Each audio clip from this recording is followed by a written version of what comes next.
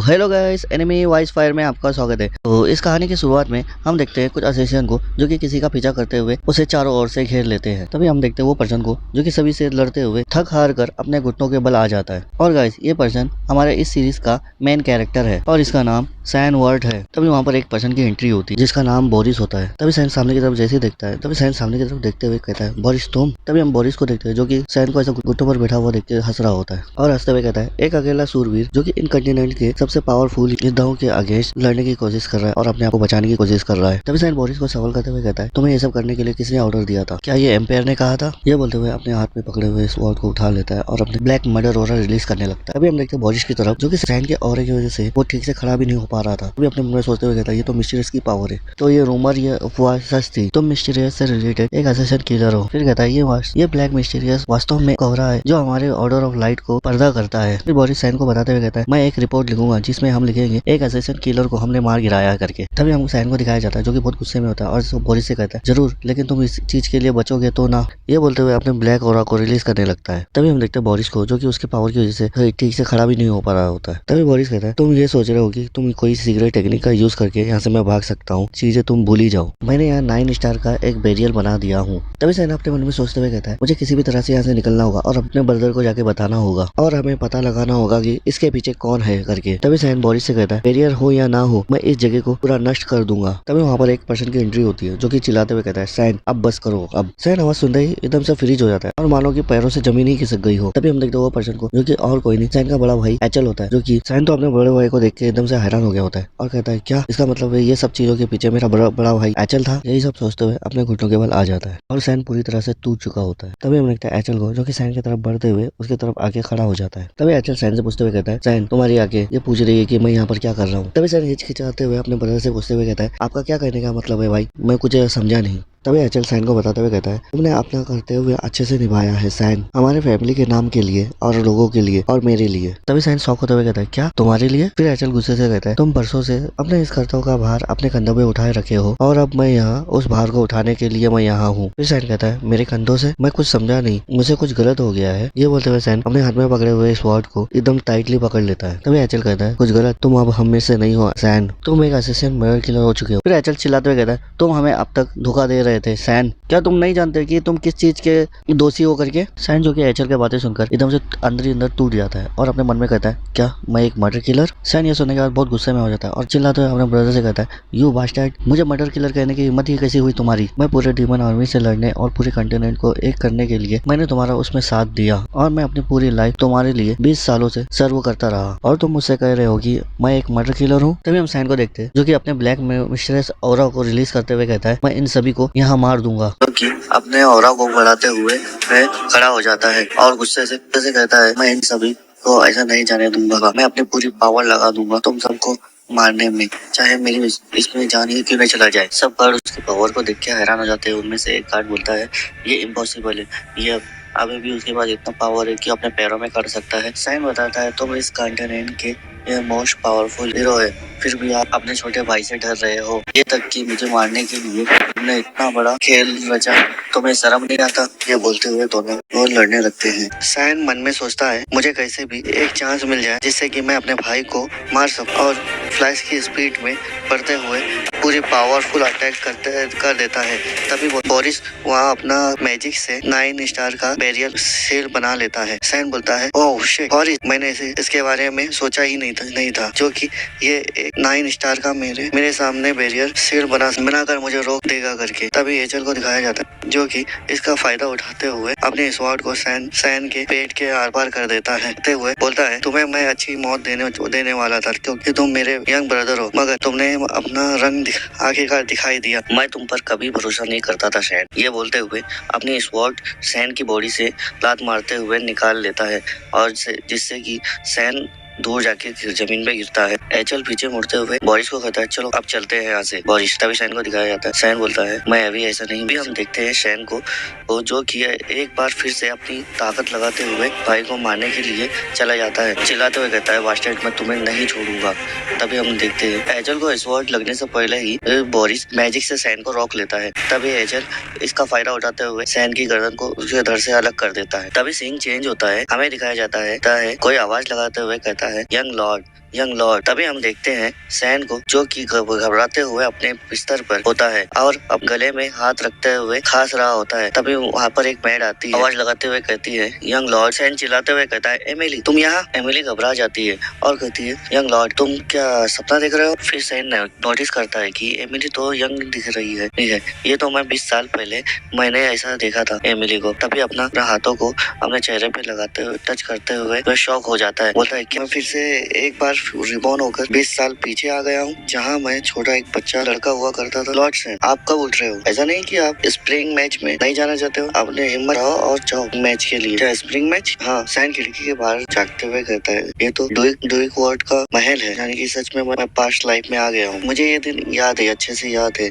27 साल पहले 1985 में एकेडमी ज्वाइन करने से पहले 1 साल पहले की बात है। हमारे टेरिटरी यानी कि क्षेत्र में महीने की शुरुआत में मेरे फादर ड्यूक वार्ड द्वारा एक मैच रखा जाता है। यह मैच मेरे फादर और फैमिली के लिए बहुत इम्पोर्टेंट माना जाता है। इस मैच में मेरा अपोनेंट क्रंच वार्ड है, जो कि मेरा सौतेला भाई है और मेरे ही एज का है, और मेरी सौतेली माँ का नाम मैरिड आरजेएस है। यही कारण है कि हम दोनों चारों बेटों में से सबसे छोटे होने के बावजूद मैं सबसे बहुत कमजोर हुआ करता था। यही कारण है कि मेरे डैड का मेरे ऊपर से इंटरेस्ट चला गया था, और यही कारण है क्रंच को टेंशन मिलता गया। तभी मैं धीरे से आवाज लगाते हुए, माय लॉर्ड क्यों ना आप सरेंडर हो जाओ और नीचे हो जाओ इस मैच से। तो सैन बोलता है कि नहीं, मैं इस गेम को आसानी से जीत सकता हूँ। सैन अपने स्वॉर्ड को बाहर निकालते हुए मन में सोचता है, मेरी मैड भी मुझे कमजोर समझती है। तभी उसको कुछ महसूस होता है, और वो जैसे ही निकालता है वैसे तलवार जमीन में जाके टच हो जाती है। उठाते हुए कहता है, अभी जो मेरी एज है उसके हिसाब से मेरा बॉडी बहुत कमजोर है। तभी एडवर्ड सामने से आते हुए कहता है, मुझे नहीं लगा था कि तुम यहाँ आओगे, तुम यहाँ आए गए हो तो मुझे देखकर भाग जाओगे। तभी सैन अपने फादर तरफ देखते हुए अपने मन में कहता है कि इस बार मैं अपना फ्यूचर चेंज कर दूंगा। सैन के फादर को दिखाया जाता है, जो कि अपना हाथ उठाते हुए मैच को स्टार्ट कर दे। फ्रेंड्स को दिखाया जाता है, जो कि सैन की तरफ बढ़ते हुए कहता है, बेवकूफ, मैच में ध्यान देने की जगह कहाँ देख रहे हो? और हंसते हुए अपनी तलवार सैन के ऊपर मार देता है। तभी सैन उसकी तरफ देखते हुए कहता है, ये कितना स्लो है, और धीरे से मुड़ जाता है। तभी क्रंच को दिखाया जाता है, जो कि वो शॉक हो जाता है। बोलता है, क्या? तभी उसकी तलवार जमीन में आके टकराती है। क्रंच बोलता है, ये बेवकूफ मेरा वार डॉज कर गया। फिर से अपनी तलवार को मारने जाता है। वैसे ही सैन अपनी तलवार से उसकी तलवार को दूर कर देता है और अपने पैर से उसके पैरों में जोर से मारता है। क्रंच को दिखाया जाता है, जो कि पैर के मार लगने की वजह से चिल्लाते हुए अपने पैर को पकड़ते हुए यहाँ वहाँ जमीन में लुढ़कते लगता है। तभी क्रंच की मॉम को दिखाया जाता है, जो कि वो घबरा जाती है। सैन के फादर को दिखाया जाता है, जो कि वो बहुत ही गौर से देख रहे थे। सैन को दिखाया जाता है, जो अपनी खतरनाक लुक बनाते हुए मन में सोचता है कि अगर मैं इस तलवार को इसके गले पे रख दूं तो ये मैं आसानी से जीत जाऊंगा, मगर मैं इससे सेटिस्फाई नहीं होऊंगा।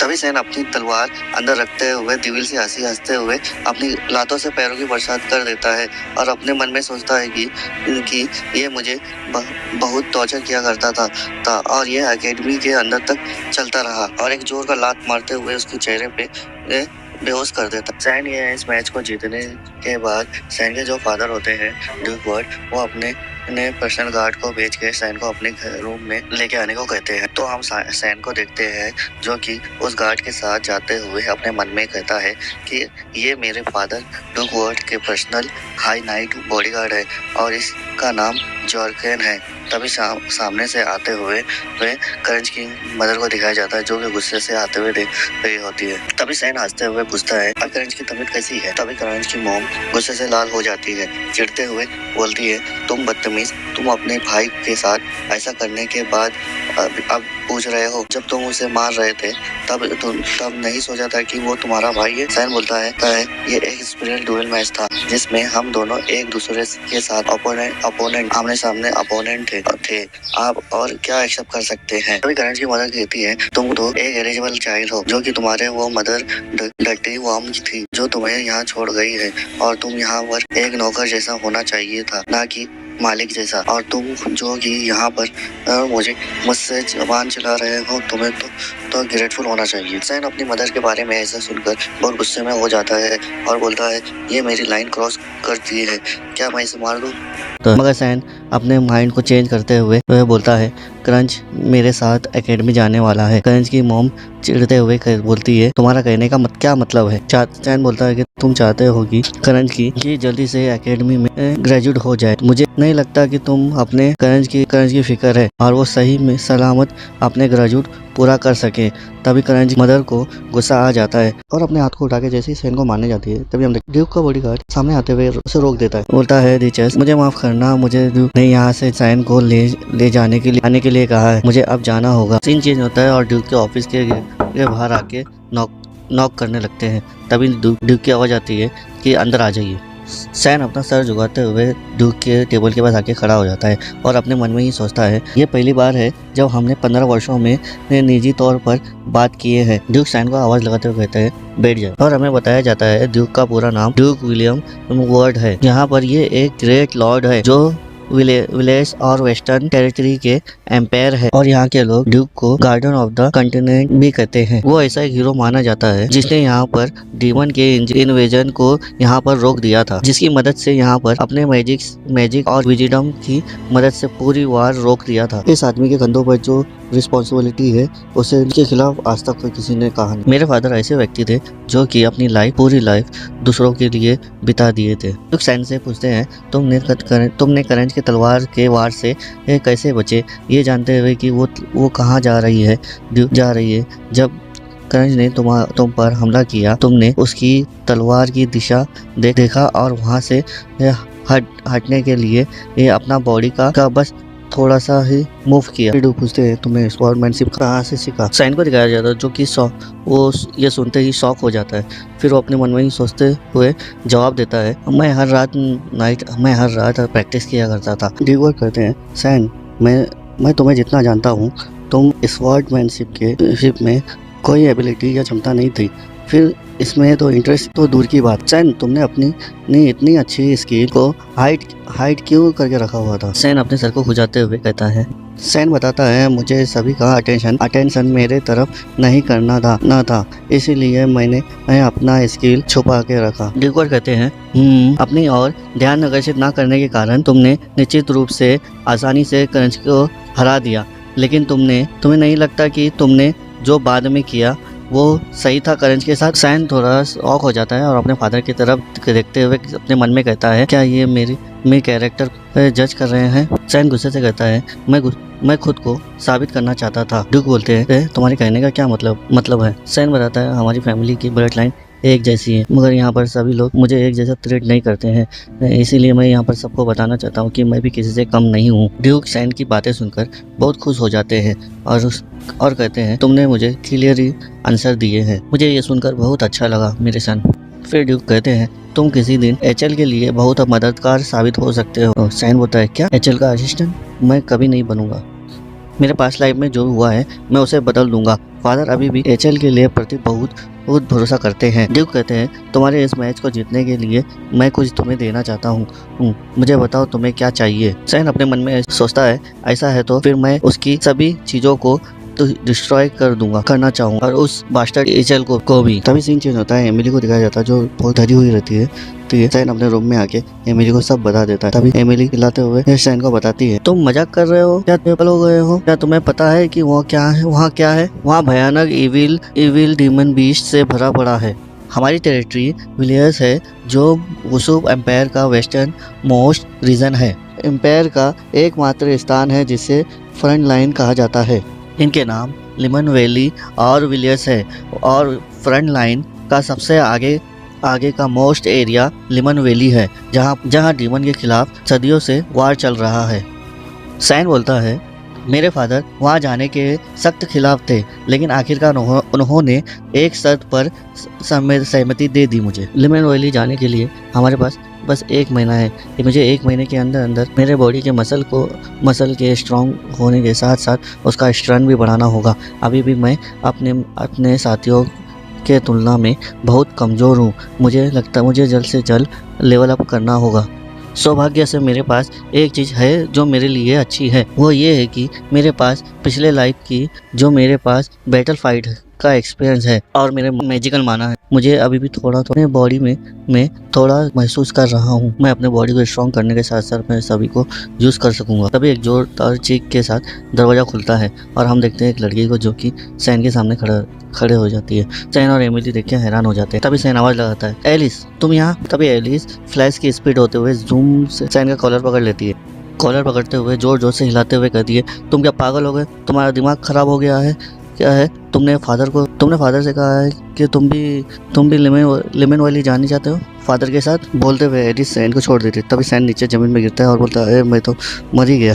तभी एलिस बोलती है तुम जो एक स्प्रिंग डूल मैच जो करंज के साथ लड़ते हुए जीत गए हैं, तुम्हें क्या लगता है, तुम क्या एक वॉरियर बन गए हो? मैं तुम्हें एक शर्त पर जाने दूंगी, तुम अभी मेरे साथ छत पे चलो।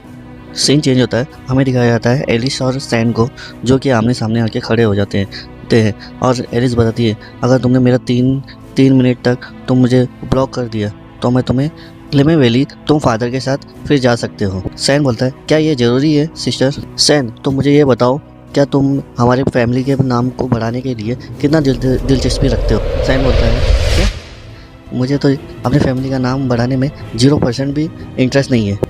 एलिस को दिखाया जो अपनी तलवार निकाल लेती है। सैन को दिखाया जाता है जो कि सैन भी अपनी तलवार निकाल लेता है। एलिस को दिखाया जाता है जो कि सैन की तरफ बढ़ जाती है अपनी तलवार लेके। सैन भी देख के थोड़ा घबरा जाता है। सैन जल्दी से अपनी तलवार को तो एलिस की तलवार से ब्लॉक करते हुए उसे रोक देता है। तभी एलिस बोलती है ये अभी 10 साल का है और ये मेरे स्वॉर्ड को कैसे रोक रहा है? सैन बोलता है क्या ये शायद सही में अपने से 7 साल छोटे भाई के खिलाफ भी नहीं रुकेगी। दोनों तलवार आपस में टकराने के बाद दोनों एक दूसरे से थोड़ा दूर खिसकते चले जाते हैं। इस अपने मन में सोचती है उस तलवार पतली सी स्वॉर्ड के साथ मेरी लॉन्ग स्वॉर्ड को रोक लिया, क्या यह दुर्भाग्य की बात है? एलिस हंसते हुए बोलती है मेरे छोटे भाई, तुमने मेरे उम्मीद से भी ज़्यादा अच्छा किया है। सैन एलिस को ऐसा हंसते हुए देख के थोड़ा घबरा जाता है और बोलता है अब मेरी वाट लग गई। एलिस फिर से सैन के ऊपर हमला कर देती है। हम दोनों को देखते हैं कि दोनों की तलवार आपस में टकरा रही होती है। एलिस को दिखाया जाता है जो कि अपने फुल पावर से सैन के ऊपर हमला कर देती है। तो सैन जल्दी से आगे करके उसकी स्वॉर्ड को रोक लेता है। एलिस फिर से सामने से हमला कर देती है।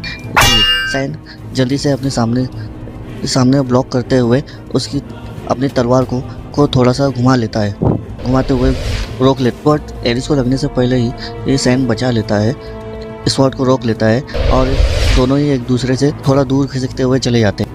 सैन स्वॉर्ड को ब्लॉक करने के कारण वो उड़ते हुए एक पिलर पे आके खड़ा हो जाता है। सैन अपने मन में सोचता है अगर मैं अपनी स्वॉर्ड घुमाई नहीं होती तो मैं एलिस को मार चुका होता। और ये मेरी ब्लैक मिस्टीरियस स्वॉर्ड टेक्निक है जो सामने वाले विक्टिम को तुरंत ही मार देती है। और ये देखते हुए कि मैं कितना कमज़ोर हूँ, उसे मारने की कोशिश ना करते हुए मैं उससे लड़ रहा हूँ, ये मेरे लिए असंभव है। ओह गॉड, 3 मिनट पूरे कब होंगे? मेरी बॉडी की पूरी ताकत मैंने इस वॉर्ड में डालते हुए मैं ये मैच लड़ रहा हूँ, लेकिन मेरी अब लिमिट ख़त्म हो गई है और मैं अब मेरी बॉडी ड्रेन हो चुकी है। एलिस इतना गुस्से में होती है कि वो भूल जाती है कि सामने वो किससे लड़ रही है और वो अपने इस वॉर्ड में लेवल 6 स्टार का मैजिक कास्ट करने लगती है। सैन थोड़ा घबरा जाता है, बोलता है क्या? एमिली को दिखाया जाता है जो एमिली बोलती है एक्वा ब्लेड सैन के फटके हाथ में आ जाती है। सैन बोलता है मुझे मारना चाहती है, मुझे तो लगा ये एक टेस्ट होना चाहिए था, ये मैं हारूंगी नहीं।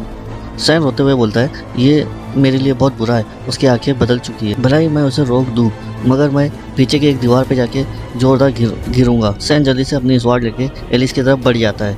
एलिस भी अपनी स्वॉर्ड लेके सैन के ऊपर हमला करने के लिए तैयार हो जाती है। सैन बोलता है सिर्फ एक ही चीज़ है जिसमें मैं भरोसा कर सकता हूँ, प्लीज़ इतना समय कैसे लग रहा है, प्लीज़ बाहर आओ जारकेन। एलिस भी अपनी स्वॉर्ड सैन की तरफ चला देती है। सैन को दिखाया जाता है जो कि उसके कपड़े पूरे फट जाते हैं। तभी जैकलिन सामने आता है और दोनों को रोक देता है, रुक जाओ दोनों यहीं को दिखाया जाता है जो कि एलिस और सैन के बीच में आके उन दोनों को रोक लेता है। तभी एक धमाका होता है और धमाके के साथ सब शांत हो जाता है। तभी जैकलिन एलिस की तरफ देखते हुए बोलता है एलिस तुम्हें नहीं लगता कि तुमने अभी ये कुछ ज़्यादा हो गया है? एलिस तुम्हें नहीं लगता कि तुम्हारा अपोनेंट तुम्हारा भाई है? सैन जैकलिन को सामने देख के उसके जान में जान आती है और तभी वो अपने मन में बोलता है जैकलिन मुझे कुछ पल के लिए लगा था कि तुम नहीं आओगे। एलिस को दिखाया जो कि सैन को देख के ऐसा घबरा जाती है। एलिस जल्दी से सैन को गले लगाते हुए बोलती है मुझे माफ़ करना भाई, मैंने थोड़ी देर के लिए मैं अपनी सेंस खो दी थी और रोने लगती। इस एपिसोड में हमने देखा था कि एलिस सैन को भर के रो रही होती है और यहीं से हमारा पास शुरू होता है। यही एलिस है जो मेरी केयर करती है और मुझे बहुत प्यार करती है, बड़ी सिस्टर। यहाँ तक कि हमारे कंटिनेंट में अकेडमी के most talented student swordsmanship and magic के सबसे प्रतिभाशाली छात्रों का घर है। एलिस को एलिट के सभी सब्जेक्टों में से एस क्लास मिला हुआ था और वो बहुत खूबसूरत थी, जिसके कारण लोग उसकी तरफ आकर्षित होते थे और लोग गॉड चाइल्ड के नाम से भी बुलाते थे। एलिस अपने हाथों में स्वॉर्ड लेके बड़ी होने के कारण उसे और एचल दोनों को अगला potential garden of the continent माना जाता है। जब एलिस ने एक अलायंस को ज्वाइन किया था जिसका नाम ऑर्डर ऑफ द लाइट था, उसके बाद ही, लेकिन एलिस के लिए वो बहुत दुख भरा अंत था। मुझे तुम्हारी बहुत याद आती है एलिस, इस बार मैं तुम्हें प्रोटेक्ट करूंगा। तभी सैन की तरफ तभी एलिस बोलती है सैन कुछ नहीं बोलती। तभी एलिस सर जार्कन से बोलती है आप मेरे फादर के गार्डियन नाइट हो ना, अभी फादर जर्नी के लिए निकले हैं। जार्कन कहते हैं मुझे आपके फादर ने ही सैन को प्रोटेक्ट करने के लिए कहा है मिस लेडी, लेकिन मैंने सैन को नहीं बताया था। आपके फादर ने सीक्रेटली करने के लिए कहा था, यानी कि छुप के करने के लिए कहा था। सैन अपने मन में सोचता है जब ये मैंने नोटिस कर लिया था, जब फादर अपने महल से जर्नी के लिए निकल रहे थे तब जार्कन उधर नहीं थे। एलिस सर जार्कन की बात सुनने के बाद बोलती है ओह तो ऐसी बात है, आखिरकार वो अभी भी एक बच्चा ही है। एलिस अगले दिन अकेडमी चले गई। एक्चुअली अपना ग्रेजुएशन पूरा करने से पहले एलिस अपने फादर से मिलने आई थी। तभी सीन चेंज होता है, सैन को दिखाया जाता है जो कि सैन बोलता है मेरी बॉडी की स्ट्रेंथ बढ़ाने के लिए मुझे जल्द से जल्द एक्सरसाइज करना होगा, जिससे मैं 2 हफ्तों से एक्सरसाइज कर रहा हूँ, लेकिन मेरी लिमिट 9-10 यही मेरी लास्ट लिमिट है। मुझे अपनी बॉडी वापस चाहिए, मुझे प्रीवियस लाइफ में मैं जैसा था वो मुझे बॉडी वापस चाहिए। ये सोचते हुए रोने लगता है। तभी एमिली वहाँ आती है। एमिली बोलती है लॉर्ड सैन, एलिस ने आपके लिए पैकेज भेजा है। एमिली अपने नाक को पकड़ते हुए वो बॉटल दिखाता है जिसमें बहुत बेकार सी स्मेल आ रही होती है। एमिली पूछती है ये क्या चीज़ है। सैन बोलता है ये डीमन हाइलवुड का डीमन ब्लड है। सैन ड्यूल मैच का फायदा उठाते हुए एलिस से फेवर के तौर पर, यानी कि एहसान के रूप में कुछ भेजने के लिए कहा था। सैन एमिली से लेके बोतल को खोल के एक बॉल में डाल देता है। सैन अपने मन में वो सोचता है ये रियल चीज़ है जो कि केवल लेमे घाटी में ही मिल सकता था, लेकिन ये पता चला कि ब्लैक मार्केट में भी ये मिल सकता है, यानी कि ये अफवाह सच थी, क्योंकि ये डीमन बीस्ट का ब्लड है। इसमें इसलिए भयानक गंध आती है और इसे मुंह में जाते ही जलन होने लगता है और कुछ लोग इसे पॉइजन भी कहते हैं, यानी कि जहर कहते हैं। लेकिन तुम इसे पीते हो तो तुम्हारी बॉडी के साथ साथ मैजिकल पावर भी इंक्रीज होती जाएगी। सैन वो बॉल को उठाते हुए पूरा ही पी जाता है। मूवी देखते ही बोलती है छी, और तभी एमिली को आवाज़ देते हुए कहता है एमिली यस माय लॉर्ड। सैन बोलता है मैं थोड़ी देर के लिए बाहर जा रहा हूँ, मैं बाहर जाके देखना चाहता हूँ हाइलवुड का ब्लड कैसे काम करता है। बाहर निकलते हुए थोड़ा दूर चलते हुए कहता है ये एक और जगह है जैसे मैंने लंबे समय से नहीं देखा है। मैंने इस दिन का 2 हफ्तों से इंतज़ार कर रहा था। यह दिन जब जाकर अपनी नई रिपोर्ट देने के लिए फादर के पास जाएंगे। ये बहुत दर्दनाक है जब कोई हर समय आपका पीछा करता रहे। मैं हमेशा ही यहाँ आता था जब मैं अकेला रहना चाहता था, लेकिन एक दिन एचल को गॉड ऑफ लाइट के लोमेंडल से एक डिवाइन रिवोल्यूशन मिला था। तो ठीक है, देखते हैं यहाँ क्या था। यहाँ पर एक एशियन प्राचीन मंदिर विलास के पीछे छुपा हुआ है। सैन थोड़े दूर चलने के बाद वहाँ रुक के देखता है कि उसकी जमीन में महसूस होने लगता है। मुझे यकीन नहीं होता मैं इसे विश्वास करूँ या नहीं। मुझे सही में मेरे माना से रिलेटेड लो यहाँ से आ रही है। सैन अपने माना की पावर से उस जगह को तोड़ देता है और वो देखता है कि वहाँ पर एक रास्ता जा रहा है और वो देख के ही मन में खुश होने लगता है। सैन बोलता है ऑफ कोर्स इस लाइफ में अभी तक रिवोल्यूशन नहीं हुआ है। मैं जो पहला एक ऐसा शख्स हूँ जो मैं इस जगह को जानता हूँ। चल तुम अपने सपनों में भी इमेजिंग नहीं कर सकते हो मैं क्या करने जा रहा हूँ। ये जगह तब से अलग है जब मैं यहाँ पहले बार आया था। ये जगह 300 साल पहले गॉड्स और डीमन के बीच जो वार हुआ था, वार से पहले जब इस भूमि से सारा इतिहास मिटा दिया गया था। और ये जगह गॉड ऑफ लाइट लोमेंडल को समर्पित एक मंदिर हुआ करता था, जिसके कभी सोचा था कि ऐसा जगह हो सकता है और वो भी हमारे जंगल में छुपा होगा। तभी वहाँ कुछ चमकने लगता है। सैन बोलता है ये रहा इस मंदिर का स्वामी, ये रहा एसल की स्वॉर्ड। यहाँ पर एसल की स्वॉर्ड के बारे में कुछ बताया जाता है। हमारे विलेज के कब्जा करने वाले डीमन को हमने मार भगाया था। डीमन के खिलाफ इंसानों को जीतना नामुमकिन था, लेकिन इंसानों को एशियन टाइम में कुछ खोज के दौरान गॉड के कुछ वेपन मिले थे, जिसे लोग वेपन ऑफ द गॉड भी कहते हैं। इंसानों को इस वेपन की वजह से हमें जीत मिली थी। डीमन के खिलाफ हमें जीत मिली थी। इन सभी में से गॉड ऑफ लाइट लुमिनल द्वारा होली स्वॉर्ड ब्लेसिंग थी। डीमन आर्मी से लड़ने के लिए गॉड के सभी वेपनों में से ये भी एक होली स्वॉर्ड वेपन थी और यही वो तलवार है जो इसका ऑनर मेरा भाई होगा एचल ने। ये वही तलवार है जो एचल ने मुझे मारने के लिए यूज किया था। सैन स्वॉर्ड को हाथ लगाते हुए सोचता है कि मेरे पास्ट लाइफ के बारे में कुछ पता चलता है क्या। सैन बोलता है मैं जैसा सोचा था वो वैसे ही हुआ। सैन गुस्से से स्वॉर्ड को लात मारते हुए पीछे मुड़ जाता है। इसने तो मेरा पूरा मूड ही खराब कर दिया। अपना दांत पीसते हुए कहता है मुझे बस वही करना चाहिए जो करने के लिए मैं आया हूँ यहाँ। सैन चलते हुए एक शैडो से बनी तलवार के पास आके खड़ा हो जाता है और वहाँ आके देखता है कोई भी इस स्वॉर्ड की शैडो से धोखा खा सकता है, लेकिन कोई ये सेंस नहीं किया होगा। ये कोई शैडो नहीं है। अगर जहाँ कहीं लाइट होगा वहीं डार्कनेस भी होगा। अपने हाथ दोनों जगह पे रखते हुए अपने माना से स्कैन करते हुए उस जगह को तोड़ देता है। सैन बोलता है यहाँ एक और अंडरग्राउंड एक रास्ता बन गया है। सैन चलते हुए एक अंडरग्राउंड दरवाजे के पास आ जाता है।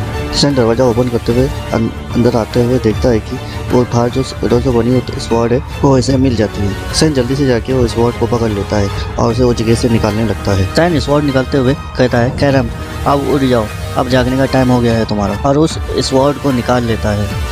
सैन स्वॉर्ड हाथ पे लेते हुए यहाँ वहाँ घुमाने लगता है। सैन बोलता है कैरम अभी तुम यहाँ उठे नहीं हो। सैन अपने हाथों में स्वॉर्ड लेते हुए कहता है कैरम मैं पाने के बाद मुझे फैमिली फीलिंग आ रही है। मुझे हाथ में लेने के बाद कुछ काटने का मन कर रहा है। सामने से एक ब्लैक शैडो निकलता है और बोलता है तुम एक बहुत बहादुर लड़के हो, है ना। तो शैडो बोलता है तो तुमने स्वॉर्ड निकालते हुए मुझे जगा दिया है, इसका मतलब तुम जानते हो ना तुम्हारे साथ क्या होने वाला है। वो शैडो धीरे धीरे बढ़ने लगता है। तुम्हें पछतावा करने के लिए भी अब बहुत लेट हो चुके हो। तुम्हारी बॉडी अब मेरी है। तलवार निकालने से वो स्पिरिट जो है अवेकिंग हो गई थी यानी कि उड़ गई थी, वो सैन की तरफ तेजी से बढ़ गया। सैन अपने हाथ आगे बढ़ाते हुए वो स्पिरिट का गला पकड़ते हुए कहता है मुझे नहीं पता था कि तुम इतने लापरवाह हो सकते हो। स्पिरिट बोलती है क्या तुम हो कौन। जो स्पिरिट होती है वो बोलती है कि तुमने मुझे कैसे छू रहे हो। सैन बोलता है मैंने कहा ना कि तुम मेरे हो। और जो स्पिरिट होती है अपने पंजे से सैन को मारते हुए अपने आप को छुड़ाते हुए थोड़ा दूर होकर कह सकते हुए दूर चले जाती है। वो स्पिरिट घबराते हुए सैन से पूछती है तुम कौन हो, क्या तुम सक्सेस हो तो नहीं, और मुझे तुम्हारे अंदर से एरिस की एनर्जी महसूस हो रही है। सैन कहता है हाँ मैं एरिस का सक्सेसर हूँ, जल्दी से तुम मेरे सामने घुटनों पे आ जाओ क्योंकि तुम्हारा मास्टर रिटर्न आ चुका है। मेरी मैजिक स्वॉर्ड कैरम बोलती है ऐसे कैसे हो सकता है, तुम तो एक नौसिखिए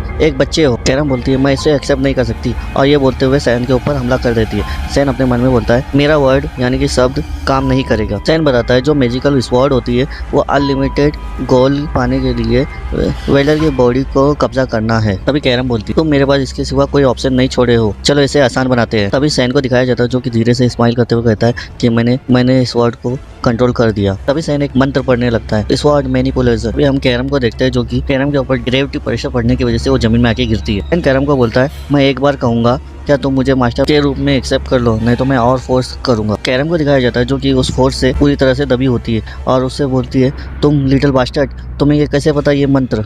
सैन फिर से वो मंत्र पढ़ते हुए कहता है स्वॉर्ड मैनिपुलेशन। कैरम को दिखाया जाता है जो कि डबल प्रेशर पड़ने की वजह से उसका मुंडे ही नीचे दब जाता है। सैन बार बार स्वॉर्ड मैनिपुलेशन का मंत्र पढ़ते हुए कैरम पर ग्रेविटी का प्रेशर बढ़ाते जाता है और जिससे कि कैरम की पूरी बॉडी आधा जमीन में दब जाती है। सैन फिर से आवाज लगाते हुए कहता है कैरम अभी तुम्हारा क्या कहना है। कैरम कहती है ठीक है मैं सबमिट करती हूँ यू लिटिल बास्टर्ड। सैन लिटिल बास्टर्ड सुनते ही फिर से ग्रेविटी का प्रेशर बढ़ा देता है। कैरम बोलती है ठीक है मैं सबमिट करती हूँ तुम मास्टर। सैन डोर की तरफ मुड़ते हुए कहता है मैं जिस चीज के लिए आया था अभी वो मुझे मिल गई है। सैन बोलता है मुझे अभी जाना चाहिए क्योंकि मैं बहुत समय से बाहर हूँ। स्वॉर्ड से कैरम आवाज लगाते हुए कहती है मेरे को भी नहीं पता कि मैंने लास्ट टाइम कब मैंने बाहर की हवा खाई थी, ये रोमांचक होगा। तो मास्टर आपका नाम क्या है। तो सैन बताता है मेरा नाम सैन वर्ड है। कैरम बोलती है सैन मैंने इस नाम के बारे में कभी नहीं सुना। मास्टर आप बता रहे थे मुझे कि एरिस ने आपको चुना है। सैन बोलता है हाँ मेरे प्रीवियस लाइफ में। कैरम थोड़ा शॉक होते हुए बोलती है क्या तुम्हारे प्रीवियस लाइफ में, कहना क्या चाहते हो। सैन बोलता है मैं पहले ही एक बार मर चुका हूँ। कैरम अपने मन में सोचती है ये बच्चा है कौन। सैन चलते हुए स्वॉर्ड के सामने आके खड़ा हो जाता है। कैरम बोलती है लगता है अभी भी ये सो रहा है। सैन बोलता है इस स्वॉर्ड का मास्टर अगले 20 सालों तक दिखाई नहीं देगा। कैरम बोलती है ऐसा लगता है कि आप कुछ जानते हो जो मैं नहीं जानती। तभी सैन अपने स्वॉर्ड लेते हुए वो स्वॉर्ड के आधे हैंडल को काट देता है। कैरम घबरा जाती है और मास्टर से पूछती है मास्टर आप इसके साथ क्या करने वाले हो, क्या प्लान बना रहे हो। सैन काटने के बाद वो जल्दी से वो आधा हिस्सा पकड़ लेता है। तलवार की जो पावर होती है वो खत्म होने के कारण वो जमीन में धंस जाती है। सैन डेविल से हंसते हुए कहता है मुझे नहीं पता लेकिन मुझे यकीन है कि आगे जाने के बाद ये कुछ चीज़ों को इंटरेस्टिंग बना देगी। तभी सीन चेंज होता है और एक घोड़ा गाड़ी को दिखाया जाता है जो कि चलते हुए एक जगह आके रुक जाता है डोर खोल के, और उसमें से सैन निकलता है। सैन बोलता है आज का वो दिन है जिस दिन फादर और मैंने वादा किया था, और चलते हुए अपने फादर के पास जाके फादर के सामने सर झुकाते हुए उनका ग्रीट करने लगता है। सैन बोलता है मैं सैन हूँ, मैं वर्ड फैमिली का सबसे छोटा होने की खातिर मैं आपको ग्रीट करता हूँ। सैन के फादर ड्यूक वर्ड बोलते हैं सैन मैं तुम्हें लास्ट टाइम पूछ रहा हूँ, क्या तुम फ्रंट लाइन जाने के लिए अभी भी तैयार हो? अगर सैन तुम पीछे हटना चाहते हो तो पीछे हट सकते हो, मैं इसके बारे में तुम्हें कुछ नहीं कहूंगा। सैन बोलता है फादर मुझे आपके साथ फ्रंट लाइन जाना है। सैन के फादर ड्यूक वर्ड अपने नाइट जारकन से कहते हैं उसे छोड़। जारकन यस लॉर्ड बोलते हुए सैन की तरफ सैन के सामने आके खड़ा हो जाता है और एक स्क्रॉल लेके उसको ओपन करने लगता है। सैन जल्दी से उस मैजिकल स्क्रॉल देख के समझ जाता है कि यहाँ पर कुछ बुलाने वाले हैं। जारकन मैजिकल स्क्रॉल को ओपन करते हुए एक डीमन बीस्ट को बाहर निकाल दे। दिखने में बहुत बड़ा और खार, और उसके बॉडी में पूरे फायर ही फायर होती है। सैन वो बीस्ट को देख के पहचान जाता है, बोलता है ये तो हेयरहुड है और ये एक 2 लेवल का डीमन बीस्ट है, ये सिर्फ लेमन वैली में ही पाया जाता है। सैन बोलता है मेरे फादर मेरा टेस्ट लेना चाहते हैं। मेरे फादर और यहाँ पर जितने भी नाइट्स हैं उन सभी को टेस्ट के प्रिपरेशन के लिए थोड़ी परेशानी उठानी पड़ी है। सब नाइट अपने स्वॉर्ड को पकड़े हुए रेडी रहते हैं। सैन सभी नाइट्स की तरफ देखते हुए कहता है अगर इस मैच के दौरान हालत मुश्किल हो जाए तभी यहाँ जितने भी नाइट्स है वो इमीडिएटली एक्शन लेते हुए संभाल लेंगे सब। सैन के फादर ड्यूक वर्ड कहते हैं एक वॉरियर के साथ वर्ड यानी कि शब्द के साथ एक रिस्पॉन्सिबिलिटी बढ़ जाती है, यानी कि जिम्मेदारी बढ़ जाती है। सैन के फादर कहते हैं कि अगर तुम्हें लगता है कि तुम सही हो और तुम फ्रंट लाइन जाना चाहते हो, इस टेस्ट को पास करके हमें दिखाना होगा। टेस्ट सुनते ही जारकन बोलता है एक टेस्ट? हाँ। अपनी स्वॉर्ड पकड़ते हुए स्वॉर्ड की तरफ देखते हुए वे सोचने लगता है कि इसकी सैन से ड्यूल मैच लड़ने के दौरान स्वॉर्ड में एक कट लग गया। जारकन सैन को कहते हैं क्या आप मेरे साथ एक स्प्रिंग मैच करना चाहते हो? तो फिर सैन कहता है मेरे फादर के द्वारा किया गया प्रॉमिस अब 3 ही दिन बचे हैं, तो मैं हवे के साथ तो प्रैक्टिस नहीं कर सकता ना, मुझे एक रियल फाइट का एक्सपीरियंस चाहिए, क्या आप इसमें मेरी मदद कर सकते हो? जारकन कहते हैं आपको एक ड्यूल स्प्रिंग मैच करना ही है तो आपके एज के हिसाब से आपका भी अपोनेंट आपके एज का ही होना चाहिए, जैसे कि रंज। सैन कहता है मैं रंज के करीब जाने की कोशिश करता हूं, रंज है जो मेरे से दूर भाग जाता है और मुझसे कहता है कि मुझसे दूर रहो। जारकन कहते हैं ये मुझे काफी मुश्किलों में फंसा दिए हैं। ठीक है अगर आप इतना जोर दे रहे हो माय लॉर्ड, हालांकि मैं सिर्फ अपनी मयान का इस्तेमाल ही करूंगा, यानी कि अपने स्वॉर्ड को अपने कवर से नहीं निकाल के आपसे ऐसे ही लड़ूंगा। सैन खुश होते हुए अपनी स्वॉर्ड निकालते हुए कहता है थैंक यू जारकन। मेरी एक और रिक्वेस्ट है, आप फादर को एक दम नहीं बताएंगे हमारे बीच में होने वाली लड़ाई के बारे में, ये मेरा ऑर्डर है। जारकन के मन में भी कुछ सवाल आने लगता है, ऐसा क्यों कह रहे हैं? जारकन यही सब सोच रहे होते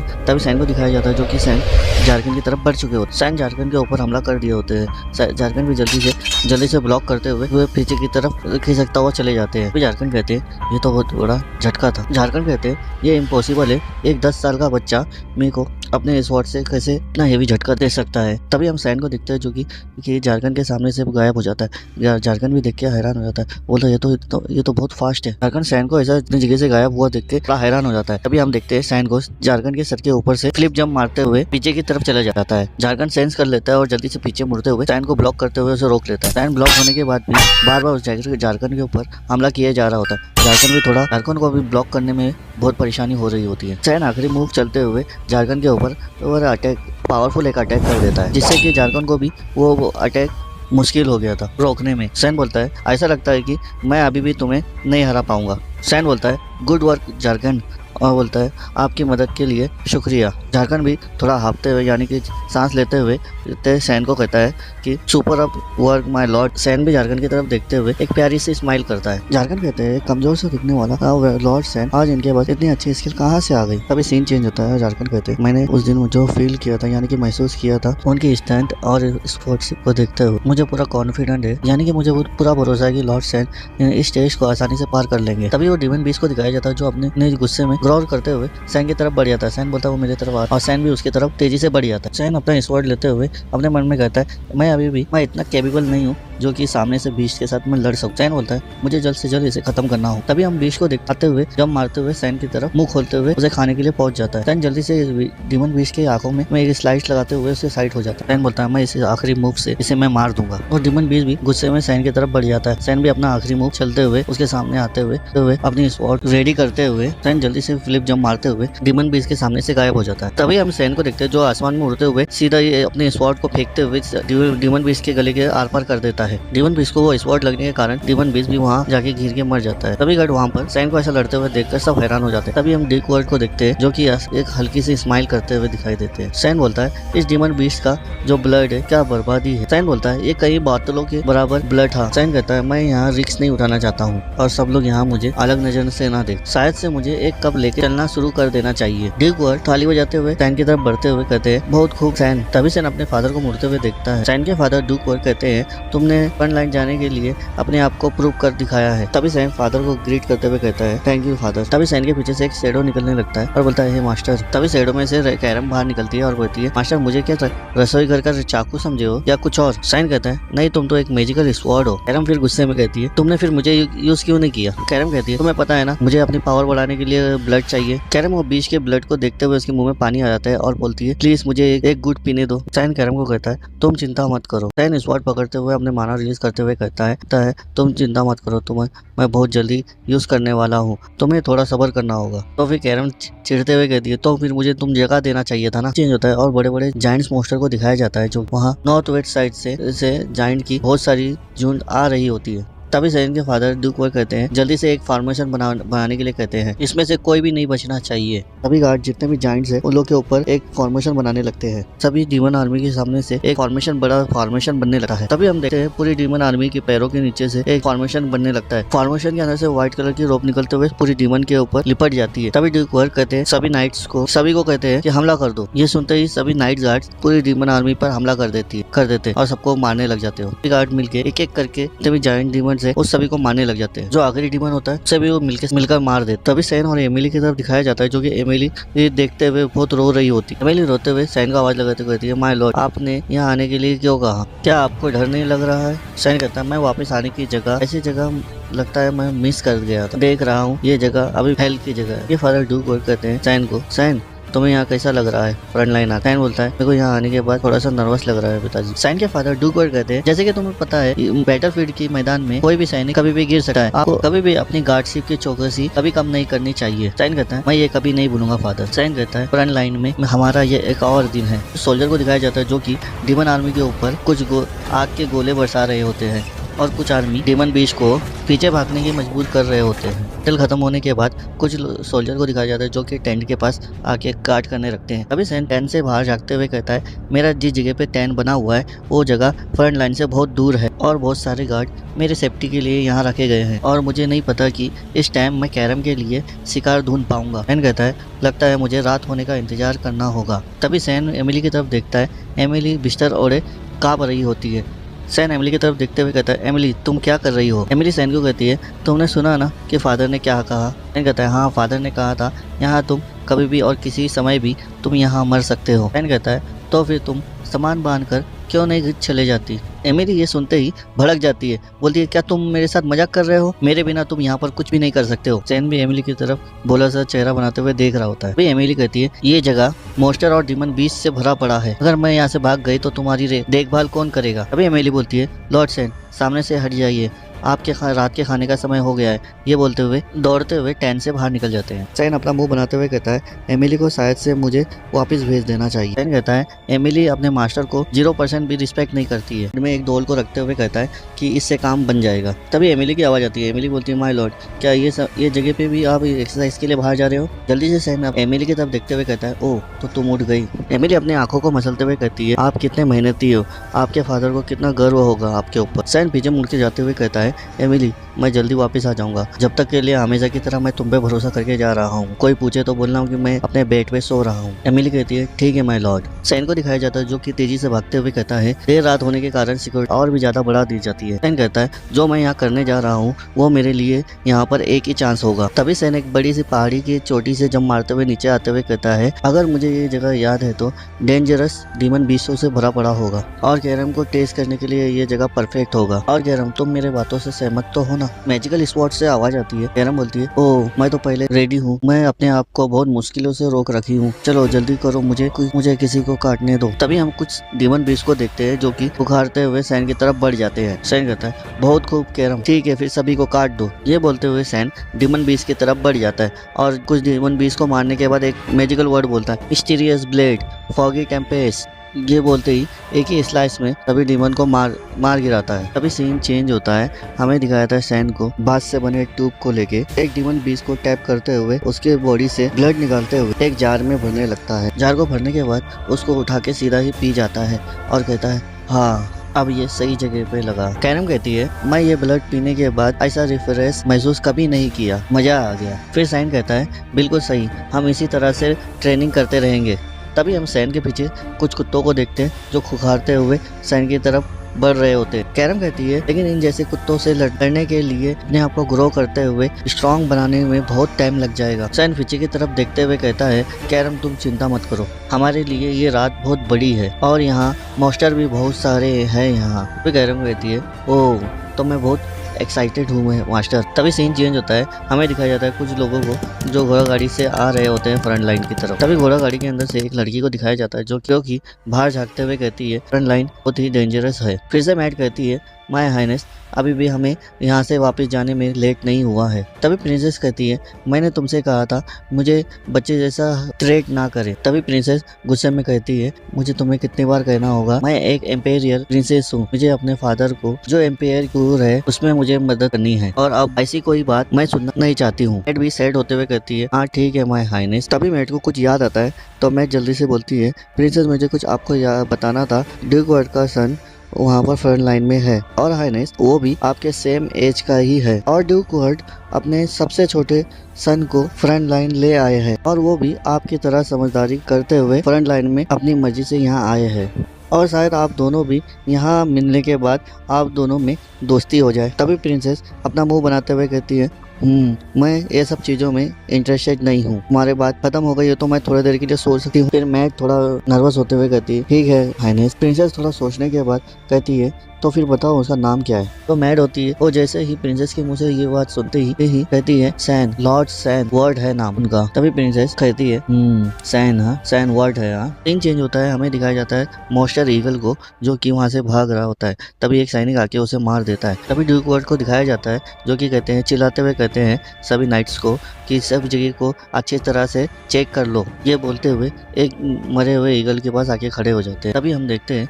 उधर मॉन्स्टर ईगल्स को जो कि मरे पड़े होते हैं और सभी जगह पे ड्यूक वर्ड के गार्ड नाइट खड़े रहते हैं। गार्ड कहते हैं पर यहाँ पर किसी को कोई नुकसान नहीं पहुँचा है। तभी ड्यूक वर्ड कहते हैं बहुत अच्छा, चलो सब लोग अब जल्दी से अपने कैंप की तरफ चले। सब गार्ड यस सर बोलते हुए जा रहे होते हैं। तभी सैन को दिखाया जाता है जो कि एक मॉन्स्टर ईगल को मारते हुए अपने स्वॉर्ड को अपने म्यान में रखते हुए उस मॉन्स्टर की तरफ देख रहा होता है। ड्यूक वर्ड आवाज लगाते हुए कहते हैं सैन तुमने फ्रंट लाइन की अपने लाइफ में एडजस्ट करना सीख गए हो। हाँ सैन जल्दी से अपने फादर की तरफ ग्रीट करते हुए कहता है हाँ फादर मेरा हर दिन मेरे लिए बहुत इंपॉर्टेंट है और यहाँ मैं हर दिन कुछ न कुछ लेसन सीख रहा हूँ। सैन के फादर ड्यूक वर्ड कहते हैं मुझे लगा था कि तुम 1 या 2 दिन में घर जाने की मांग करोगे, तुम्हारा इस तरह का सोचना लंबे समय तक के लिए रहेंगे, ये मुझे गर्व से भर दिया है। सैन थोड़ा शॉक होते हुए कहता है क्या। तभी सैन के फादर पीछे मुड़ते हुए कहते हैं सैन मुझे तुमसे कल सुबह कुछ इम्पोर्टेंट बात करनी है, मेरे रूम में जल्दी से आ जाना। सैन थोड़ा शॉक होते हुए कहता है फादर के चेहरे पे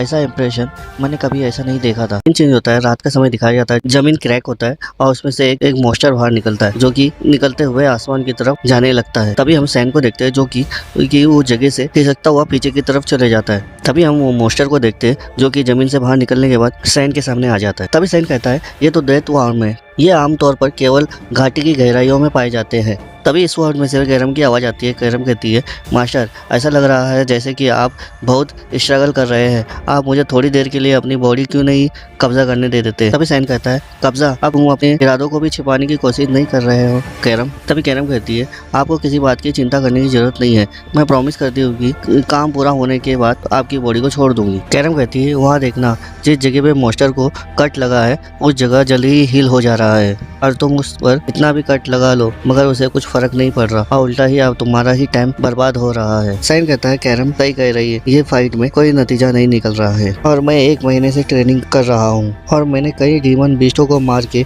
उसका ब्लड पी गया हूँ मगर ये अभी भी काफी नहीं है। तभी हम वो मॉन्स्टर को देखते जो कि तेजी से मुंह खोलते हुए सैन की तरफ बढ़ते हुए आ रहा होता है। सैन कहता है तो मेरे पास कोई चॉइस नहीं है, फिर मैं थोड़ी देर के लिए तुम्हारा खेल खेल लूंगा कैरम। तभी कैरम कहती है ये शो टाइम है। तभी सैन 9 स्टार का मैजिकल स्वॉर्ड का मंत्र पढ़ते हुए डेथवर्म के पूरी बॉडी में स्लाइस करते हुए सामने से गुजर जाता है। कैरम कहती है, तुम्हारी मोटी चमड़ी मेरे मुकाबले कुछ नहीं है। तभी सैन हवा में उड़ते हुए एक मंत्र पढ़ने लगता है, मिस्टीरियस ब्लेड ए क्लॉटरिंग पेटल्स। तभी सैन डेथवर्म को फ्लैश की स्पीड से काटते हुए नीचे की तरफ आ जाता है। तभी हम डेथवर्म को देखते हैं जो कि स्लाइस लगने की वजह से पूरी तरह से बॉडी के छितरे छितरे हो जाते हैं और नीचे आके गिरते हैं। अभी सीन चेंज होता है, हमें दिखाया जाता है मरे हुए रीजमोबिल्स के पास आके कोई उसके ब्लड को छूते हुए कहता है, इसे मरे हुए ज्यादा टाइम नहीं लगा है। जार्गन कहते हैं, सर ये एक बहुत पावरफुल मैजिक था, क्या ये एक डीमन हो सकता है? ब्लड को छूते हुए ड्यूक वर्ड कहते हैं, अगर यहाँ पर डीमन होता तो हम ये रास्ते से गुजर नहीं सकते थे। ड्यूक वर्ड कहते हैं, ठीक है फिर इस जगह को अच्छी तरह से चेक करो और जितने भी डीमन लाशें हैं उन सभी को जला दो। झारखंड कहते हैं, ठीक है सर। तभी ड्यूक डीमन के घाव को देखते हुए कहता है, ये स्वॉर्ड मुझे ऐसा क्यों लग रहा है ये फैमिलियर है। यही सोच रहे होते तभी झारखंड पीछे से आवाज़ लगाते हुए कहता है, सर जरा जल्दी से यहाँ आके देखिए। सोचते अब क्या है वहाँ। झारखंड अपने हाथ में रखे हुए मिसाइल को ऊपर उठाते हुए उस जगह को रोशनी करते हुए दिखाने लगता है। ड्यूक वर्ड देखते हैं और बोलते हैं, ये। तभी झारखंड कहते हैं, यस सर ये एक डेथवर्म है। ड्यूक कहते हैं, डेथवर्म को कौन हो सकता है जो इतनी बुरी तरह से कट करते हुए मार दिया है। ड्यूक कहते हैं, जैसा मैं सोच रहा हूँ शायद वो तो नहीं। अभी सीन चेंज होता है, हमें दिखाया जाता है सैन को जो कि सोते हुए मैजिकल स्वॉर्ड कैरम को देखता है जो कि उसकी पूरी बॉडी को टेक ओवर करने के बाद वो अपनी पूरी पावर को अच्छी तरह से यूज कर सकती है। सैन कहता है, लेकिन अगर मैं सावधान नहीं रहा तो मैं अपनी कॉन्शियसनेस पूरी तरह से खो दूंगा। तभी कैरम डिविल से हंसते हुए देख रही हो। तभी सैन अपनी आंखें खोलते हुए कहता है, अभी मैं ये क्या सोच रहा था। सैन कहता है, मैं एक डीमन को मारने के लिए ये टेक्निक कैसे यूज कर सकता हूँ। सैन अपने बेड से उठते हुए अपने सर पकड़ते हुए कहता है, ये अच्छी बात है कि मैं पूरे महीने मॉन्स्टर का ब्लड पी रहा था। तभी सैन का सर दर्द देने लगता है। सैन बोलता है, ओह मेरा सर। सैन सर पकड़ते हुए कहता है, मेरी बॉडी भी नष्ट हो सकती थी, खत्म हो सकती थी। तभी पीछे से मैजिकल स्वॉर्ड कैरम कहती है, ओह अब समझ में आया। तभी सैन पीछे देखते हुए कहता है, क्या? तभी कैरम पीछे से आते हुए कहती है, तुम बाहर से तो दिखने में एक 10 साल के बच्चे दिखते हो, लेकिन तुम बच्चों की तरह रहन सहन और बातचीत नहीं करते हो। कैरम कहती है, ये स्पष्ट है कि तुम जिस तरह से मुझे हैंडल किया है ये आपका पहली बार नहीं है और आप लिमे वैली की घाटी को भी अच्छी तरह से जानते हो और तुम्हारी मिस्टीरियस स्वॉर्ड टेक्निक से लग रहा है कि तुम 30 सालों से नॉन स्टॉप प्रैक्टिस करते आ रहे हो और तुमने कहा था पहले भी एक बार तुम मर चुके हो, इसमें कोई संदेह नहीं है और तुम अपने पास्ट में रिटर्न आ चुके हो। सैन कैरम की तरफ देखते हुए कहता है, शायद से मैंने तुम्हें पहले ही बता चुका हूँ और तुम मुझे पहली बार नहीं मिले हो। कैरम शौक होती हुई कहती है, क्या? कैरम सैन के ऊपर चिढ़ते हुए कहती है, तुम तो मुझे इसे अच्छे से एक्सप्लेन करके भी नहीं बताया है। तभी सैन कहता है, ये एक लंबी स्टोरी है। कैरम गुस्से में दांत दबाते हुए कहती है, किसी भी मामले में आपको आपके जैसे किसी को मारना इतना आसान नहीं होगा, है ना? इसका मतलब। कैरम कहती है, मास्टर ये युद्ध था या धोखा दिया गया था आपको और इसमें विश्वासघात की संभावना ज्यादा है। सैन कैरम से कहता है, तुम्हें ऐसा क्यों लग रहा है?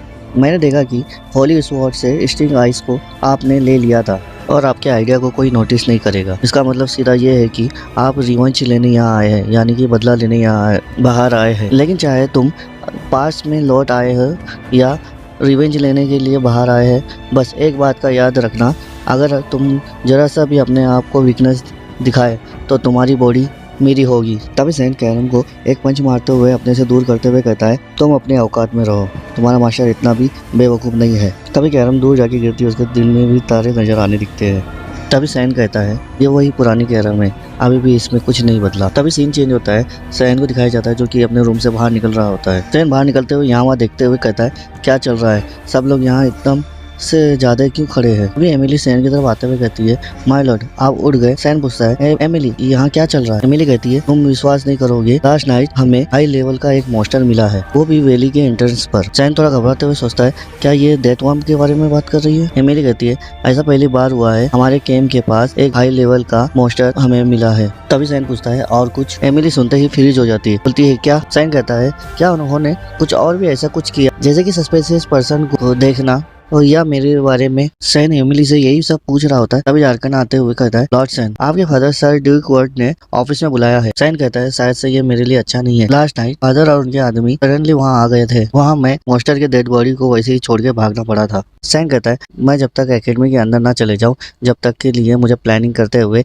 रडार के अंदर ही रुकना होगा। सीन चेंज होता है, फादर के सामने सर झुकाते हुए उनका ग्रीट करने लगता है। सैन बोलता है, मैं सैन हूँ, मैं वर्ड फैमिली का सबसे छोटा होने की खातिर मैं आपको ग्रीट करता हूँ। सैन कहता है, ऐसा लगता है कि फादर ने मुझे पहचान लिया है, वो सस्पिशियस पर्सन और कोई नहीं मैं हूँ करके। तभी सैन के फादर ड्यूक वर्ड कहते हैं, गुड मॉर्निंग सैन। तभी सैन कहता है, फादर मुझे लास्ट नाइट में जो भी डिस्टर्बिंग हुआ है उसके बारे में पूछने जा रहे हैं। सैन के फादर ड्यूक सैन को बैठने के लिए कहते हैं। सैन अपने फादर को देखते हुए कहता है, मैं फादर को क्या बताऊंगा। बट में हमने देखा था कि सैन फादर के ऑफिस में आ चुका था और अब आगे सैन के फादर ड्यूक सैन को बिठाते हुए कहते हैं, मैं तुमसे डायरेक्टली बात करना चाहता हूँ। कल रात तुम कहाँ थे और क्या कर रहे थे। सैन कहता है, मैं कल रात थक चुका था इसलिए मैं जल्दी ही कल सो गया था। सैन के फादर यही सुनते ही अपने मन में सोचते हैं कि लेकिन मोस्टर में कट लगे हुए घाव और सैन के स्पॉट से लगे हुए घाव दोनों ही सिमिलर है। लेकिन सैन का कहना है कि वो सो रहा था, क्या मैं गलत सोच रहा हूँ। सैन भोला सा चेहरा बनाते हुए कहता है, फादर आप ऐसा क्यों पूछ रहे हो मुझसे। सैन के फादर ड्यूक अपने मन में सोचते हैं, एक 10 साल के बच्चे के बारे में इतना सोचना बहुत ही मुश्किल है। एक छोटा सा लड़का डेथ वार्म के साथ ऐसा भी कर सकता है, क्या मैं ज्यादा ही सोच रहा हूँ। सैन अपने फादर को आवाज लगाते हुए कहता है, फादर इतनी गहराई से क्या सोच रहे हो। मैं ये सोच रहा था कि तुम अपने कैंप के बाहर कुछ सुना है क्या, और हम इस मैटर के बारे में देख रहे हैं, उसमें एक मिस्टीरियस असिस्टेंट ग्रुप है। तभी सैन घबराते हुए कहता है, क्या मिस्टीरियस ग्रुप। सैन के फादर कहते हैं, ये एक ऐसा ऑर्गेनाइजेशन संगठन है जो एशियन टाइम से चलते आ रहा है और उनका प्रीशियस रोल स्पष्ट नहीं है, लेकिन उन्होंने शुद्धिकरण के नाम पर अनगिनत नोबेल रईसों की हत्या कर दी है। वे ब्लैक मिस्टीरियस के लिए फेमस है जो कि पीछे छोड़ देते हैं, लेकिन एक दिन वे डिसअपीयर होते हुए गायब हो गए। इस ऑर्गेनाइजेशन ग्रुप को लास्ट टाइम 300 साल पहले देखा गया था, लेकिन कल रात कैंप से थोड़ी दूरी पर कुछ मॉन्स्टर और एक हाई लेवल का डेथ वार्म की बॉडी को बहुत बुरी तरह से मारा गया था और उस बॉडी से ब्लैक मिस्टीरियस ऑर्गेनाइजेशन का मार्क मिला। ये एरिस का अनस्टेबल मार्क है जो कि डार्कनेस ऑफ द गॉड है। ये वो है जो मिस्टीरियस सर्विस करता है और पावर का स्रोत बढ़ाने के लिए किया जा रहा है। अगर मेरा अंदाजा सही है तो ये मिस्टीरियस वही है, तो डेथ वार्म और सभी मॉन्स्टरों को इसी ने मारा होगा। तभी सैन अपने मन में कहता है, फादर तो अमेजिंग है। फादर ने बस मरे हुए मॉन्स्टर के बॉडी में लगे हुए जख्मों को देखते ही समझ गए कि एशियन टाइम के मिस्टीरियस ऑर्गेनाइजेशन का ही काम हो सकता है और ये 300 साल पहले ही गायब हो चुके हैं। सैन के फादर ड्यूक कहते हैं, और ये इतने सालों बाद यहाँ आने का कारण हमें जानना ये इम्पॉसिबल है, लेकिन तुम सतर्क रहने के लिए अच्छा करोगे। मैं एम्पायर को इसकी रिपोर्ट करने जा रहा हूँ और आगे इसकी जाँच भी कर रहा हूँ। तभी सैन कहता है, ठीक है फादर, और अपने मन में सोचता है, अरे ऐसा लग रहा है कि फादर हुक को बंद कर रहे हैं और ये तो मेरे लिए बहुत अच्छा है। नाइस। सैन के फादर कहते हैं, मैं अपने ही सन को वो एशियन ग्रुप का एसोसिएशन समझने में मजबूर हूँ। ये सब मुझे उस विषय में कहना है, लेकिन सैन अभी भी एक बच्चा है। तभी सैन के फादर कहते हैं, क्या तुमने सुना है आज कौन आने वाले हैं। सैन कहता है, हाँ फादर, यहाँ मैंने एम्पायर के बारे में लोगों को बातें करते हुए सुना हूँ, वो भी आज आने वाले हैं करके। सैन के फादर एक्साइटेड होते हुए कहते हैं, हाँ ये सही है कि ये कारण है कि मुझे तुमसे कुछ काम है, मैं तुमसे रिक्वेस्ट करना चाहता हूँ। तभी सैन शॉक होते हुए कहता है, क्या एक रिक्वेस्ट। तभी सीन चेंज होता है, बाहर का नजारा दिखाया जाता है। एक गार्ड भूंगा बजाते हुए वो कहता है, यहाँ हमारे मेजेस्टी एम्पायर आ गए हैं। तभी हम ड्यूक को देखते हैं और उनके पीछे पूरे गार्ड्स को देखते हैं जो कि अपने घुटनों पे बैठ के सर झुकाए हुए मेजेस्टी को ग्रीट करने लगे हैं। मेजेस्टी, आपका विलियर्स, आपका servant Duke of the Villiers, मैं ड्यूक वर्ड आपको ग्रीट करता हूँ। तभी एम्पायर ड्यूक वर्ड को विलियर्स करके बुलाते हैं। तभी एम्पायर अपने घोड़े से उतरते हुए ड्यूक वर्ड को उठाते हुए कहते हैं, पुराने दोस्त, मेरे दोस्त, ये तुम्हें फॉर्मेलिटी करने की क्या जरूरत है। तभी एम्पायर सैन की तरफ देखते हुए कहते हैं, तो फिर ये एक लड़का होना चाहिए। सैन एम्पायर के सामने झुकते हुए कहता है, मैं सैन हूँ, मैं वर्ड फैमिली का सबसे छोटा होने के खातिर आपको ग्रीट करता हूँ। अभी एम्पायर कहते हैं, इतनी खतरनाक टेरिटरी में एक यंग लड़के को देखना सही में आपके लीडरशिप के अंदर एक चैलेंज है। सैन अपने मन में कहता है, क्या फादर ने इसी के लिए रिक्वेस्ट किया था का बेटा होने का शो ऑफ करने के लिए। सैन कहता है, मेरी प्रीवियस लाइफ में जब एम्पायर हमारे घर आते थे तब मुझे लोग कुछ दिए जाते। तभी एम्पायर कहते हैं, ये इनके फ्यूचर का टाइम है, क्योंकि मेरे पास भी ऐसा कोई है जिसे मैं इंट्रोड्यूस कराना चाहता हूँ आप लोगों से। उस एम्पायर की इम्पेरियल प्रिंसेस है। तभी प्रिंसेस आते हुए अपना इंट्रोड्यूस किए, मैं एरिन सेविलियस हूँ। तभी सैन कहता है, एरिन सेविलियस। तभी सैन कहता है, ये दुखद है कि ये 5वीं प्रिंसेस है। तभी सैन को अपने फादर की बातें याद आती है। सैन के फादर कहते हैं, आज मैं तुम्हें प्रिंसेस की जिम्मेदारी दे रहा हूँ, तुम्हें इसे अच्छे से केयर करना होगा। तभी सैन शॉक होते हुए कहता है, क्या आपका कहने का क्या मतलब है। तभी सैन के फादर समझाते हुए कहते हैं सैन को, ना घबराने की जरूरत नहीं है, मैं तुम्हें सिर्फ अपने समय उसकी केयर करते हुए अपने साथ रखना होगा, फैमिली की तरह केयर करना होगा, बस मैं इतना ही चाहता हूँ। और इसके अलावा तुम दोनों के एज भी सेम है, क्या तुम उसे एकेडमी में फिर से देखोगे। तो मन में सोचते हुए कहता है, मुझे याद है कि मैंने प्रिंसेस एरिन को पिछली लाइफ में भी एकेडमी में देखा था, तब मैं क्लास के बीच में जाते समय बस कुछ बार ही देखा होगा। तभी सैन के फादर ड्यूकवर्ड कहते हैं तुम्हें एम्पायर फैमिली के साथ दोस्ती करके तुम्हें कुछ भी नुकसान नहीं है, इसमें तुम्हारा ही फायदा है। तुम्हारे पास ज्यादा टाइम नहीं होगा और तुम्हें जल्दी ही प्रिंसेस से दोस्ती करनी होगी। तभी सैन अपने मन में सोचते हुए कहता है मैं इसके बारे में ये चीजों के बारे में खुश नहीं हूँ, लेकिन मैं समझता हूँ कि फादर क्या करने की सोच रहे हैं। फादर चाहते हैं हम भी फादर और एम्पायर की तरह दोस्ती कर ले, लेकिन फादर ने गलत पर्सन को चुन लिया है। वो ऐसी रॉयल नहीं बन पाएगी, लेकिन मैं इसमें क्या कर सकता हूँ। मैं ऐसा पर्सन हूँ जो कि मुझे भविष्य के बारे में पता है, इसलिए मैं फादर को कोई एक्सप्लेन भी नहीं करके बता सकता हूँ। तभी सीन चेंज होता है, हमें दिखाया जाता है एम्पायर और ड्यूकवर्ड को जो कि कैंप की तरफ बढ़ रहे होते हैं। मिलने के बाद कैंप की तरफ जा रहे होते हैं। तभी एरिन की आवाज लगाते हुए कहती है, तभी सैन एमिली की तरफ देखते हुए कहता है अब क्या हो। तभी एमिली सामने की तरफ देखते हुए कहती है वो रिवर नदी का पानी इतना लाल क्यों है। तभी सैन उस तरफ देखते हुए कहता है, एमिली को रिप्ले करते हुए कहता है वो तो ब्लड रिवर है, यानी कि खून से भरी नदी। तभी आयरिन कहती है खून से भरी नदी। तभी सैन बताता है ये नदी लिमे वाली की जो घाटी है, यहाँ पर हर जगह में ये फैला हुआ है और इसका लाल होना बहुत ही सरल है। कुछ ऐसे मॉन्स्टर भी है अब नहीं आ क्योंकि वो घायल या बूढ़े हो चुके हैं, इसीलिए कुछ मॉन्स्टर इस नदी में डूब के मर जाते हैं। फिर इस नदी के अंदर जो मौजूदा मैजिक है उनकी बॉडी को डिकम्प्रेस करते हुए नदी को लाल कर देता है। तभी एरी सैन की तरफ देखते हुए गुस्से से मुंह बनाते हुए कहती है तुम्हारा कहने का मतलब है कि यहाँ पर कुछ मॉन्स्टर ही रह गए हैं। सैन कहता है हाँ, और यहाँ पर जितने भी मॉन्स्टर इस नदी का पानी को पीते हैं और उसमें ही नहाते हैं। तो आयन इस नदी का पानी बहुत गंदा है, इसलिए आप बहुत दूर रहना चाहिए। एरिन कहती है ये कितना डिस्कस्टिंग है और इस नदी का एंड में क्या है। सैन कहता है वो जगह डीमन वर्ल्ड है। एरिन शॉक होते हुए कहती है क्या डीमन वर्ल्ड, तुम्हारे कहने का मतलब है उस जगह पे डीमन लोग रहते हैं। सैन एरिन का मजा लेते हुए कहता है अगर तुम इस नदी को फॉलो करते हुए वहाँ चले जाओ तो आपको डीमन किंग से मिलने का मौका मिल सकता है। सैन कहता है अपने माइंड में भी नहीं सोचेगी कि वहाँ जाने के बारे में, लेकिन मैं ये श्योर हूँ कि प्रिंस एरिन को यहाँ मजा लेते हुए मुझे बहुत मजा आ रहा है। ये लोग देखते हैं कि ऊपर की तरफ कुछ आवाज आता है और जो धमाका होता है और कुछ लाइट चमकने लगती है। तभी प्रिंसेस कहती है ये क्या चीज की लाइट है। तभी सैन अपना इंप्रेशन चेंज करते हुए बोलती ये तो तीसरा सेंचुरी डायरेक्शन है। सैन कहता है ये येलो कलर का है, इसका मतलब है कि वो मॉन्स्टर उससे लड़ रहे हैं। एरिन घबराते हुए कहती है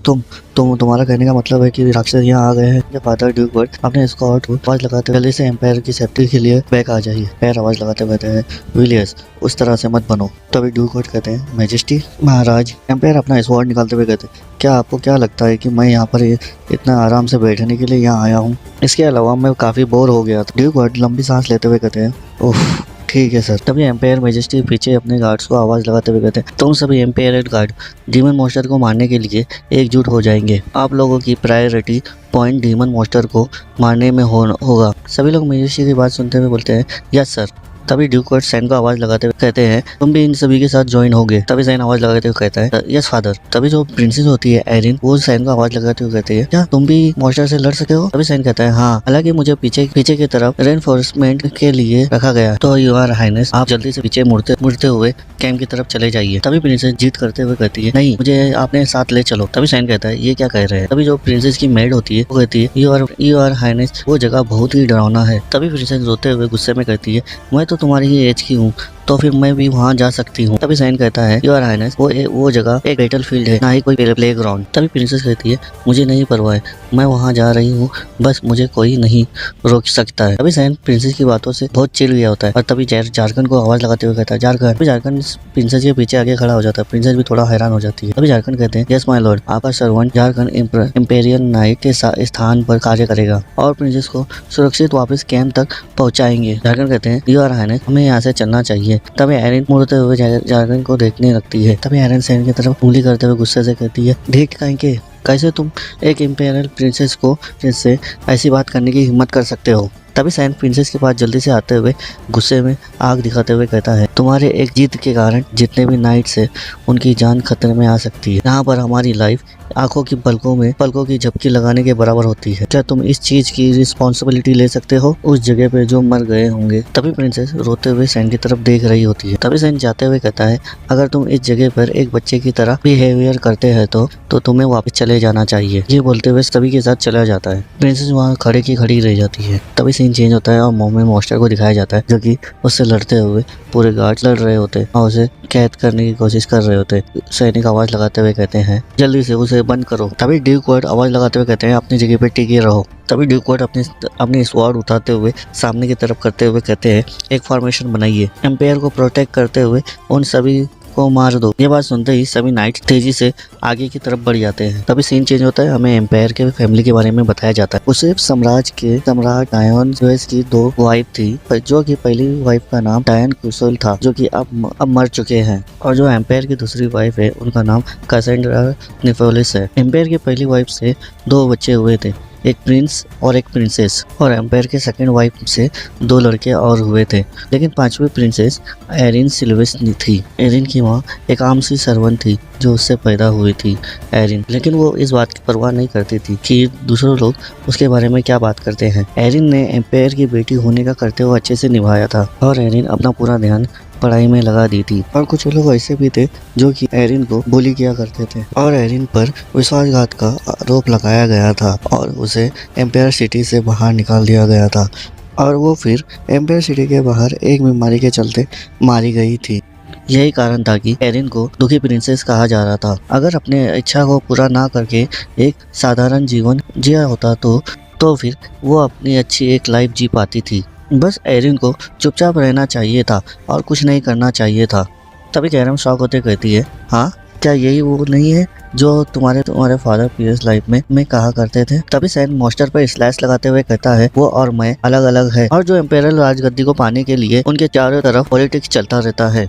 बस मैं यही कहना चाहता हूँ। तभी एक जोरदार मॉन्स्टर के ऊपर एक लाइटिंग गिरती है बहुत सारे। तभी सैन कहता है, लेकिन मैं कहता हूँ एम्पायर द्वारा मैं दबाव में हूँ। तभी हम एम्पायर को देखते हैं जो कि गुस्से से अपनी स्वॉर्ड को जमीन में गाड़ते हुए होली स्वॉर्ड 8 स्टार का मैजिकल कास्ट करने लगते हैं। तभी हम देखते हैं जमीन क्रैक होता है, जमीन में से होली लाइट निकलते हुए सीधा ही मॉन्स्टर के ऊपर जाके लगता है, जैसे कि मॉन्स्टर भी वहाँ खत्म हो जाता है। तभी सैन एम्पायर को देखते हुए कहता है, अगर ये एम्पायर नहीं बने होते तो फिर ये कम से कम एक एकेडमी में एक मैजिकल हेड या फिर एक टीचर के पोस्ट में होते।